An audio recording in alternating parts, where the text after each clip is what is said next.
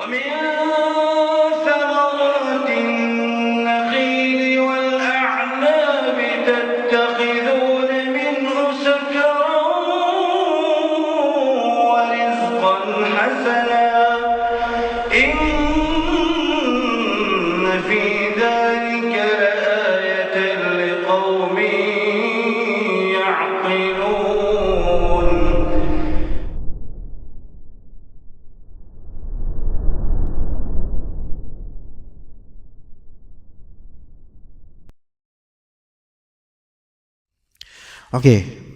Taib. Kemudian berikutnya dikatakan oleh Ibnu Najjar Al-Futuhi, wala yamliku wakilun bihi ay bitakwilil mutlaq ay yuzawwijaha min nafsih.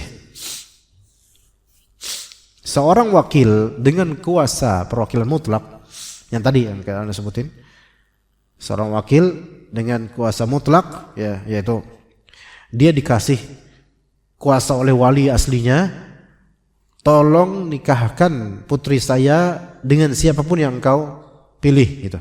Ini berarti wakil dengan kuasa mutlak. Wakil dengan kuasa mutlak itu tidak berhak menikahkan wanita yang dia wakilkan dengan dirinya sendiri. Gimana, paham? Kalau misalnya antum menjadi wakil wali secara mutlak, antum diberi mandat, silakan nikahin siapa aja, sama siapa aja yang antum pilih. Ya antum jangan pilih diri antum. Ya udah Pak, sama saya aja. Gitu. Ya. Sama saya deh. Gitu. Jadi kalau antum dikasih mandat perwakilan wali secara mutlak, bebas antum mau nikahin si putri ini sama siapa aja selain diri antum. Dan ketika antum nikahin dengan siapapun yang antum pilih buat putri ini, perempuan ini, itu tidak harus menunggu persetujuan dari wali asli, karena wali asli sudah nyerahin ke antum. Bahkan wali asli nggak tahu antum nikahin putrinya dengan fulan, itu pun nggak masalah, sah akadnya, gitu. Karena bapaknya di kampung dan bapaknya udah nyerahin ke antum, dah Pak Ustadz, antum aja yang nikahin putri saya sama siapa aja terserah Pak Ustadz, gitu.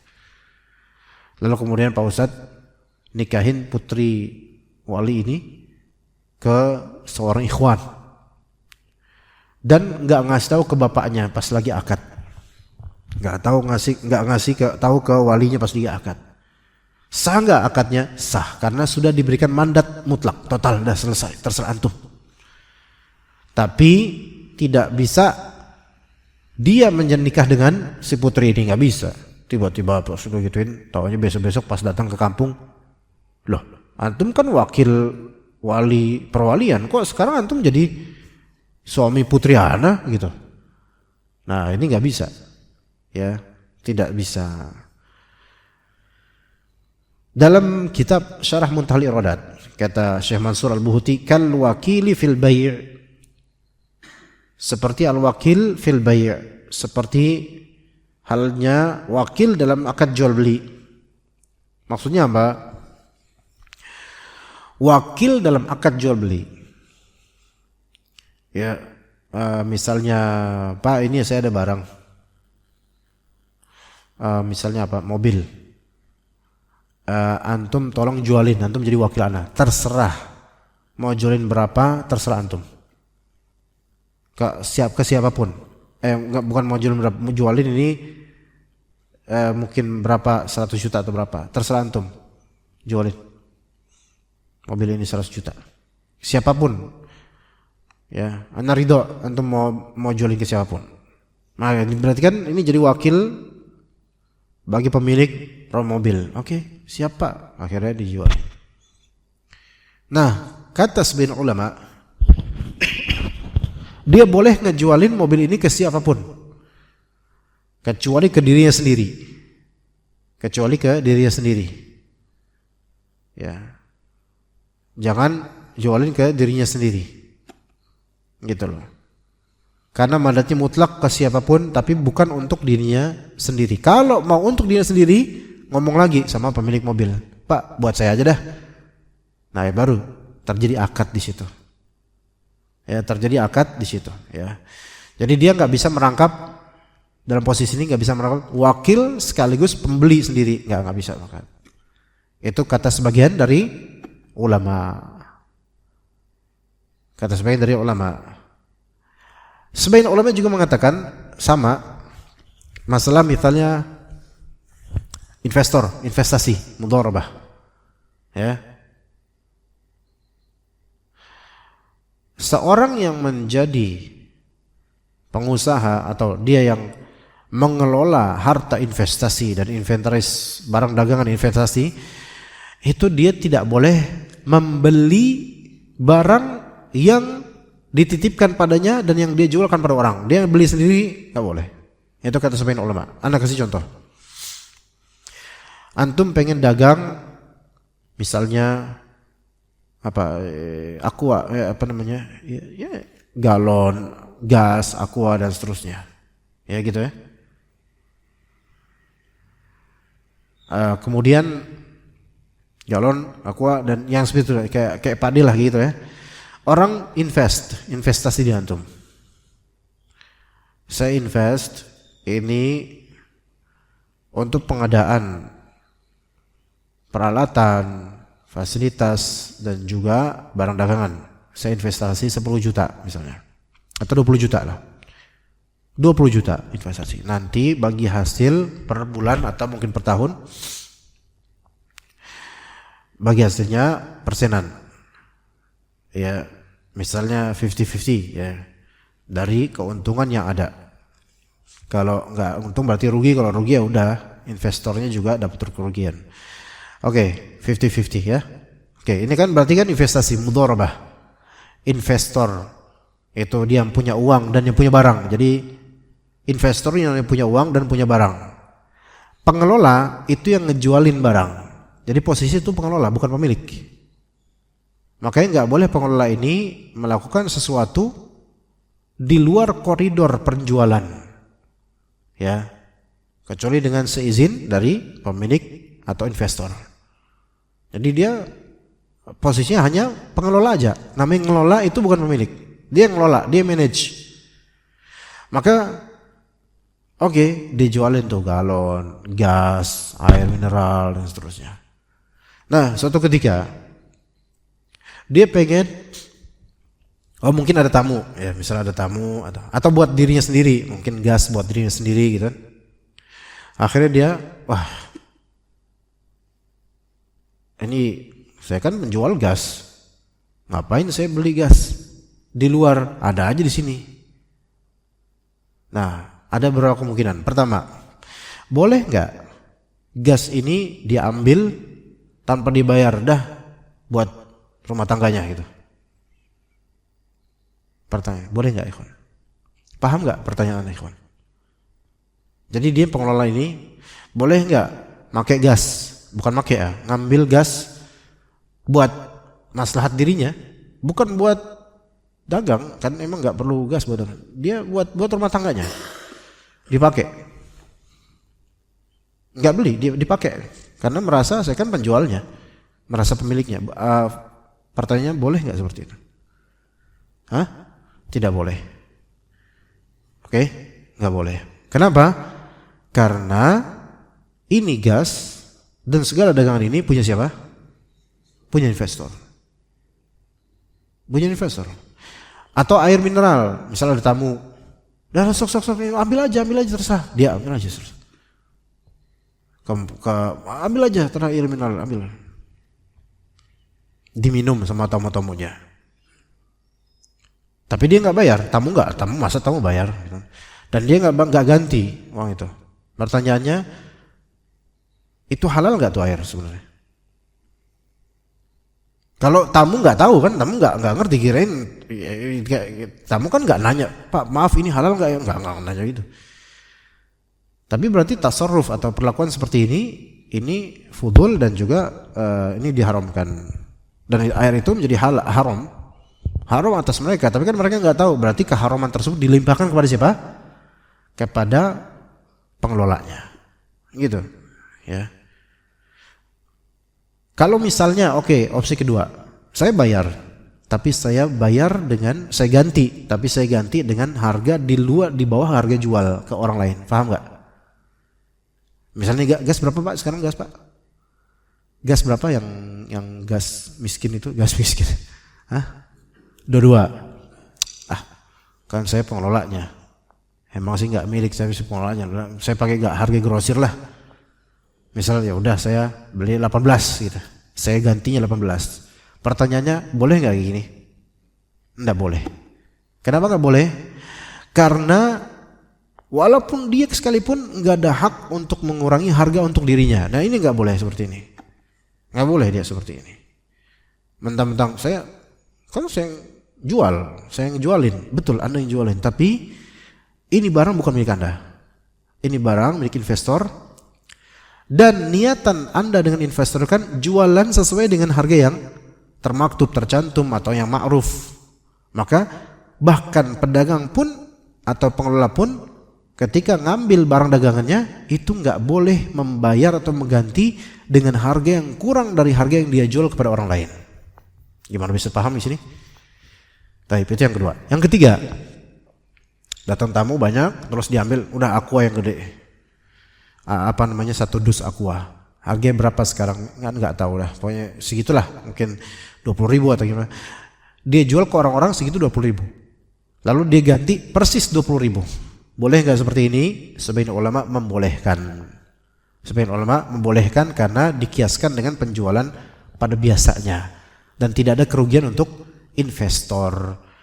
Adapun kalau dia beli atau diganti dengan harga turun untuk diri sendiri, maka ini nggak boleh. Apalagi kalau misalnya nggak bayar sama sekali, maka ini ya makin nggak boleh. Bahkan ini termasuk korupsi. Ya ini termasuk bagian dari korupsi. Begitu ikhwan. Ya jadi seseorang ketika dia diizinkan atau diberi mandat, maka sesuai aja dengan mandatnya. Tapi bukan untuk menguntungkan diri sendiri. Karena misalnya kalau kayak gitu, banyak kerugian terjadi, kecurangan, kerugian. Belum lagi di akhiratnya gimana nanti, gitu kan? Jadi harus sesuai dengan syariat. Masalah hal-hal seperti ini, ikhwan, ini enggak banyak kita belajar. Fikih muamalat atau hal-hal seperti ini ya, berkaitan dengan akad dan semisalnya, kebanyakan dari kaum muslimin itu nggak belajar, tapi terjun duluan di lapangan dan nggak ngerti hukum-hukumnya. Bahkan kadang-kadang sesuatu yang sebenarnya kalau fikir aja sedikit bahwa saya tahu ini pasti nggak boleh. Kalau dipikir-pikir nggak boleh nih, tapi tetap aja karena kejahilan kita kadang kita terabas aja. Padahal semuanya ini ada ada hukumnya dan juga ada pertanggungjawabannya, dunia atau akhirat. Maka dikatakan di sini ia boleh menikahkan wanita tersebut dengan ayahnya atau dengan anaknya atau semisal mereka, tapi bukan kepada dirinya. Bagi orang yang diberi mandat perwakilan wali, jangan ke dirinya. Kalau emang dia mau nikah dengan putri tersebut, maka dia ngomong ke walinya dulu, Pak, gimana kalau sama saya aja? Nah, gimana sama saya aja? Maka sekarang kalau diizinkan, maka posisinya bukan wakil lagi, tapi posisinya calon mempelai pria. Nah, perempuan ini ya perlu wakil atau perlu wali lagi gitu. Nah, seperti itu. Kenapa nggak boleh pada dirinya? Kenapa nggak boleh ketika diberi mandat nikahin secara mutlak sama siapa aja terserah? Terus diam-diam nikah sama dirinya aja gitu. Kenapa nggak boleh untuk dirinya? Padahal dia kan orang yang kemungkinan berjasa gitu loh. Karena apa dikatakan di sini bahwasanya secara adat atau syariat itu bisa menunjukkan unsur manipulasi atau maksud buruk gitu.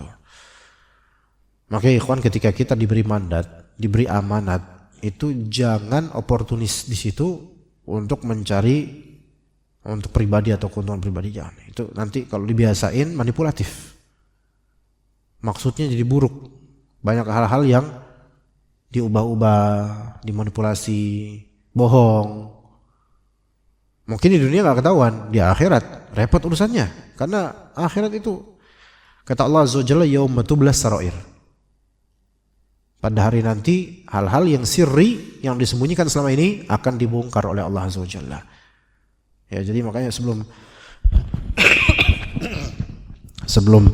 berakhir segalanya itu kita harus minta penghalalan.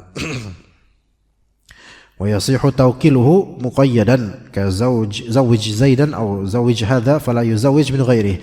Sah hukumnya jika wakil diberi kuasa secara terbatas muqayyad. Secara muayyan muqayyad sama siapa gitu.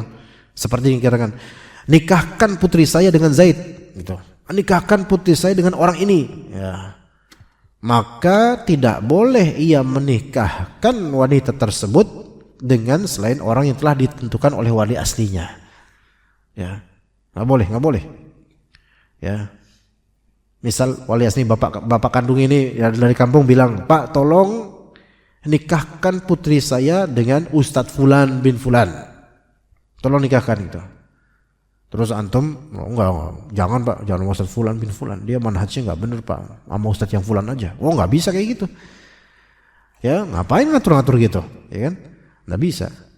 Melainkan harus sesuai dengan bagaimana klausul dan juga ketetapan dari wali tersebut. Oke, seperti itu insyaallah. Nanti kita lanjut ke berikutnya. Jadi perwalian itu ada dua model. Ada yang secara mutlak, ada yang secara muqayyad. Ya, kalau secara mutlak berarti perkataannya silakan Pak nikahin putri saya dengan siapapun. Nah, boleh nggak nikah sendiri? Enggak. Nikahin ke orang lain, yang penting bukan diri sendiri. Kalau mau nikah diri sendiri maka izin ke walinya dan walinya menjadi wali. Yang kedua, perwakilan yang sifat muqayyadah, yaitu terbatas ke orang tertentu dipilih oleh walinya, ke fulan atau ke ustadz fulan. Ya, maka ini nggak boleh nikah untuk wakil sendiri, nggak boleh.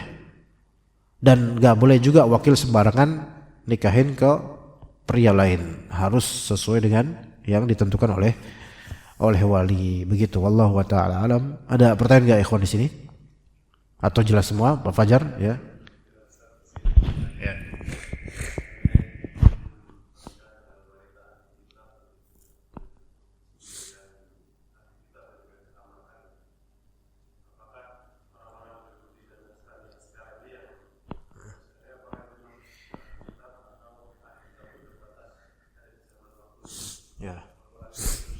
Ya. Ahsant. Ya, pertanyaannya untuk pengizinan atau pembolehan syariat seorang muslim menikah dengan perempuan ahli kitab Yahudi atau Nasrani, apakah itu berlaku untuk semua zaman dan semua suku, atau itu hanya berlaku untuk zaman tertentu, atau itu hanya berlaku untuk suku tertentu? Ya. Nah, maka ini khilafiyah di antara ulama. Dan yang lebih dekat adalah berlaku untuk sampai kapanpun. Itu kesimpulan akhirnya. Tapi khilafiyahnya adalah, perselisihannya adalah, perbedaannya adalah, ada ulama yang berpendapat bahwasanya ahli kitab yang dimaksud hanyalah ahli kitab yang memang di zaman Nabi sesuai dengan kriteria ahli kitab itu. Ya, Yahudi dan Nasrani pada zaman Nabi SAW dan semisal itu dan mendekati itu. Adapun ketika udah terjadi ekspansi, baik melalui penjajahan atau lainnya ke negara-negara lain, sebagian ulama mengatakan bahwasanya ahli kitab versi yang sekarang tidak termasuk kriteria. Ada yang berkata seperti itu.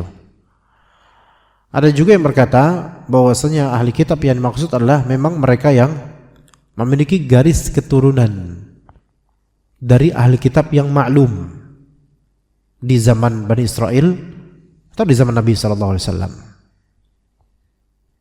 Maka berangkat dari ini ya, pendapat pertama dan kedua, maka perempuan Nasrani yang ada di gereja Sunda itu kira-kira Masuk kriteria enggak? Enggak. Ya enggak? Karena ada enggak Sunda keturunan dari Bani Israil, ikhwan? Hah? Enggak ada sama sekali. Ya. Mentalnya kadang-kadang ada, tapi kalau keturunan garisnya enggak ada. Semua orang Indonesia mentalnya kadang-kadang ada seperti Bani Israil kadang-kadang. Gereja Jawa, gereja Batak. Ada enggak ada muka mereka muka Bani Israil? Enggak ada. Ya. Maka bagi pendapat pertama dan kedua enggak masuk ke kriteria. Namun wallahu alam yang lebih mendekati kebenaran adalah yang terlihat dari apa? Agamanya. Yaitu ketika dikenal dia Nasrani dan dia dikenal ada ketaatan dalam tanda kutip ketaatan di agamanya, maka ini kriterianya. Kemudian kalau sudah sampai segini ya oke, kita ikut yang ini pendapat ini. Berarti Kristen Sunda, Kristen Jawa, Kristen Batak misalnya. Oke, bahkan Kristen Betawi di dekat-dekat sini misalnya.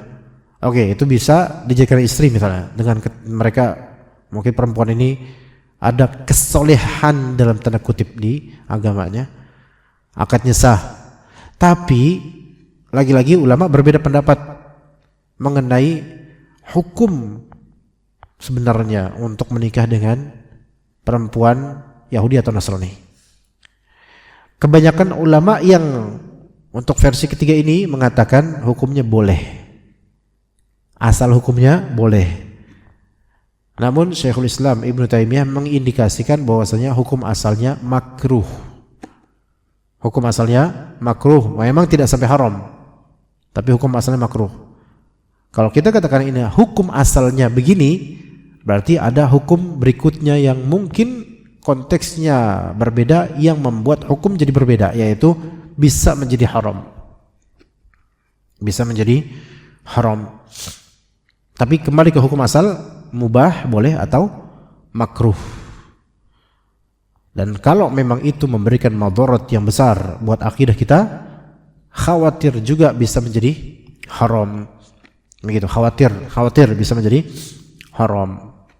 Ya, terlebih jika ternyata ini yang menikah adalah tokoh agama yang orang-orang haus akan contoh dan teladannya. Tokoh agama, ustadz misalnya, ulama, nikah sama perempuan yang dikenal mantan fasik aja, itu sudah trouble bagi masyarakat dan menjadi fitnah besar. Misal ustadz ini nikah sama artis yang dikenal dulunya main sinetron, suka pelukan sama laki-laki ajnabi, terus bahkan berciuman dan seterusnya. Ini menjadi aib bagi ustadz ini. Padahal ini perempuan muslim, bukan muslimah. Nah, apalah lagi dengan kalau perempuan ternyata dia Nasraniyah, Yahudiyah, maka ini trouble. Bisa menjadi omongan yang besar, fitnah yang besar di mata masyarakat, dan bisa menjadi contoh yang tidak baik nanti untuk diikuti masyarakat. Begitu. Jadi insyaallah wallahu alam kriterianya ada. Ya Yahudi atau Nasrani sekarang. Tetapi ya dipertimbangkan lagi Pak Fajar kalau memang mau ada keinginan untuk itu, ya mungkin konsultasi lebih lagi ya Pak Fajar. Ya, ada lagi mungkin? Atau kita cukup sampai sini insyaallah. Barakallahu fikum jami'an wa sallallahu ala nabiyyina Muhammad wa ala alihi wa sahbihi ajma'in. Subhanakallahumma bihamdika asyhadu an la ilaha illa anta astaghfiruka wa atubu ilaik. Assalamualaikum warahmatullahi wabarakatuh.